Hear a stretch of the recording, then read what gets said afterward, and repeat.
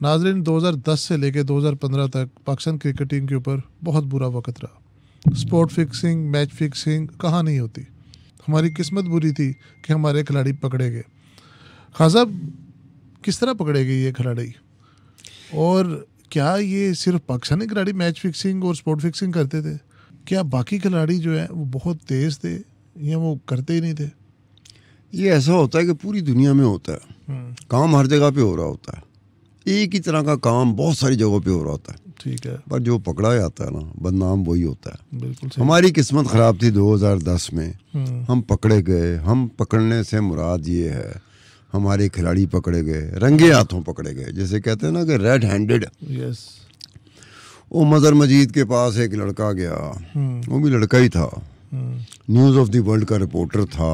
वो under cover investigation नहीं होती, मीडिया करता है, स्ट्रिंग ऑपरेशन करता है, इस तरह का उसका था। 1,50,000 पाउंड उन्होंने ऐसे करके किया, मदर मजीद ने ऐसे किया। फिर मदर मजीद ने 3 खिलाड़ी, सलमान बट, मोहम्मद आसिफ और मोहम्मद आमिर, ऐसे ऐसे करके किया। वो सारा कुछ था कि आपने स्पॉट फिक्सिंग करनी है। और वो कैसा था कि जी 9 बॉल थी, 3 ओवरों की 9 बॉल्स थी। अब कहने का मतलब ये है, हम ये नहीं कहते कि लड़कों ने कोई गलत काम नहीं किया था।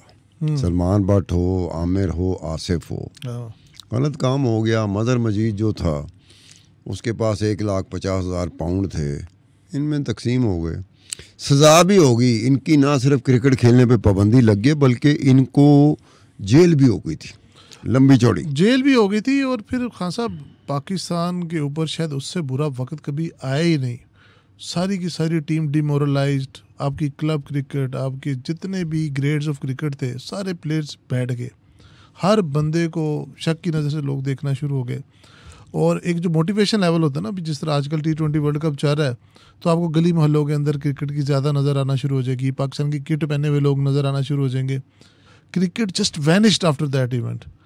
वो हुआ ये था आसम साहब, अगर गलतियों की तरफ जाया जाए तो बरतानिया की अदालत थी, जस्टिस कुक थे जिन्होंने ये फैसला दिया।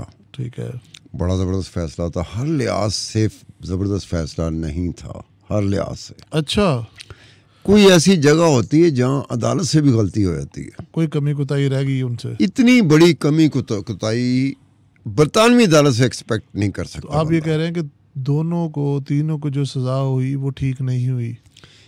एक लिहाज से ठीक थी। अगर इस पहलू को देखा जाए तो फिर वो जो सज़ा मिली थी ना, उस पर थोड़ा सा डाउट होना शुरू हो जाता है।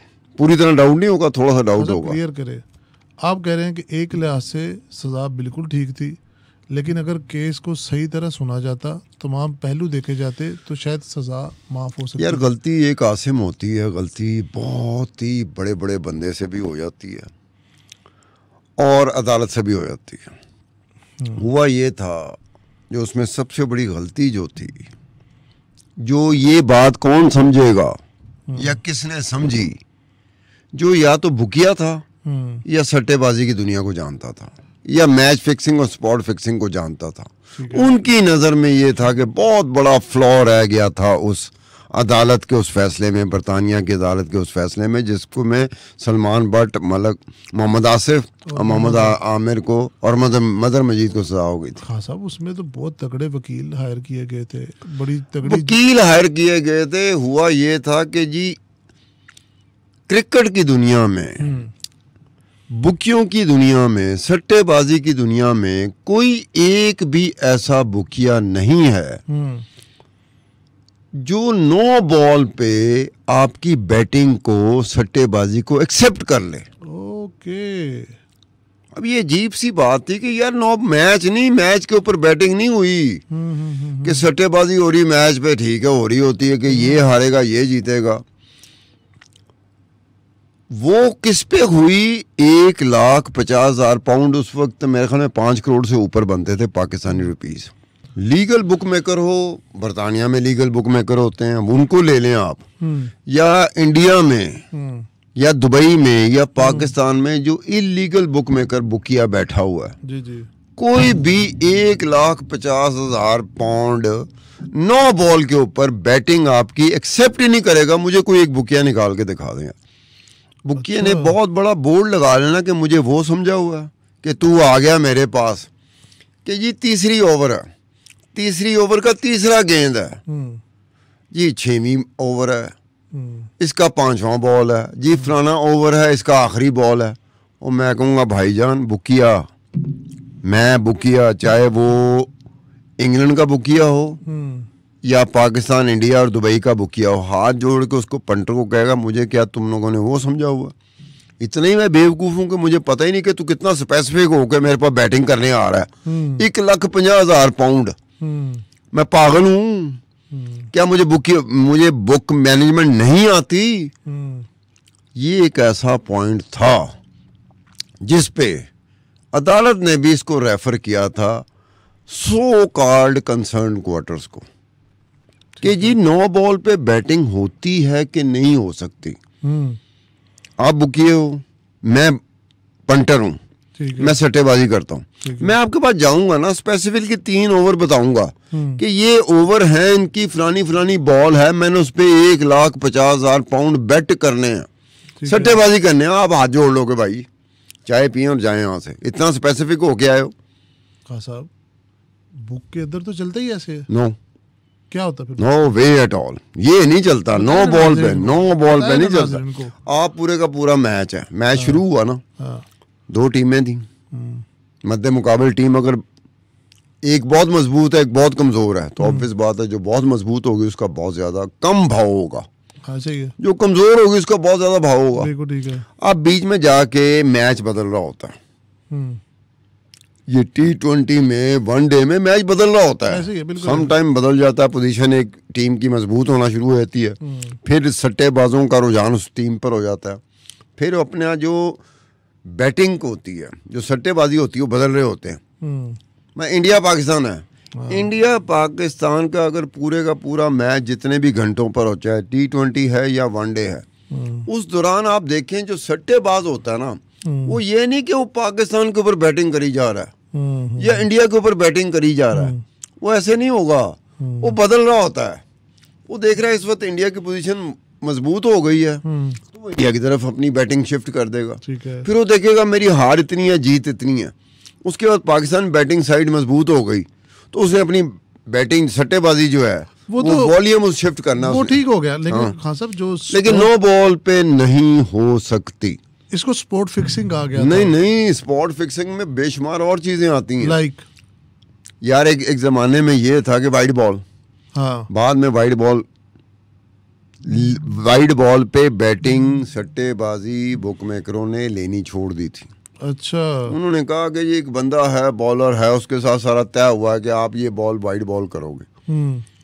वाइड बॉल कर दी उसने। उन्होंने कहा यार हमें इतना ही समझा हुआ, तो वाइड बॉल होगी, 9 बॉल होगी, बाकी होता है कि इस ओवर में मैच स्कोर कितना होगा।